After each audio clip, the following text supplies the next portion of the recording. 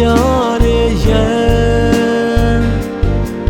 တခုတည်းတော့လမ်းပေါ်မှာကျွန်တော်ကိုရှောင်းလန်းစေပါ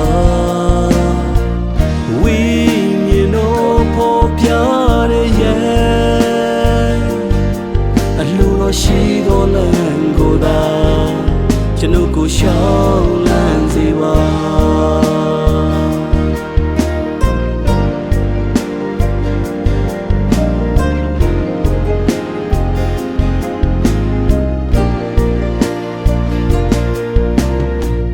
ပိတ်ထားသောငါတွေ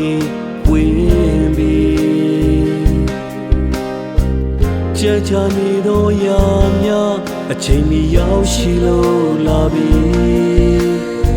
ဂတိထားသောစကားပေါ်ရဲ့တီအမြဲယုံကြည်ဖို့မှာသောတမန်တရားကသက်ရှင်သည်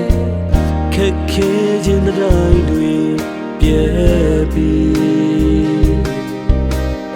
အမှုပြီးပြီဆိုတဲ့သခင်ရဲ့ကားနဲ့ထဲကစကားတည်းသည်ပြောနေပြီကျွန်တော်ကိုစကားပြောလို့နေပြီဝိညာဉ်တော်ညွှန်ပြတဲ့ရန်တခုရဲ့တော်လမ်းပေါ်မှာကျွန်တော်ကိုရှောင်းလန်းစေပါဝိညာဉ်တော်ပေါ်ပြတဲ့ရန်အလိုတော်ရှိတော်လမ်းကိုသာကျွန်တော်ကိုရှောင်းလန်းစေပါ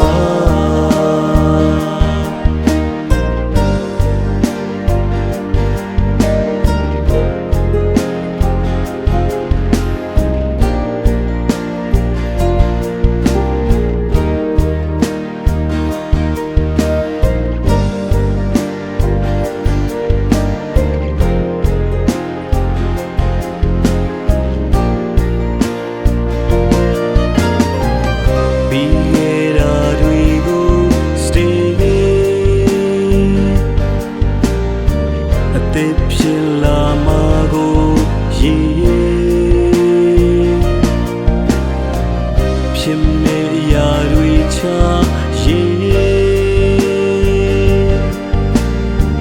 ကျေးဇူးတော်ကိုသာတွေ့ဝိညာဉ်တော်ညွှန်ပြတဲ့ရန်တခုရဲ့တော်လမ်းပေါ်မှာကျွန်တော်ကိုရှောင်းလန်းစေပါဝိညာဉ်တော်ပေါ်ပြတဲ့ရန်အလိုတော်ရှိ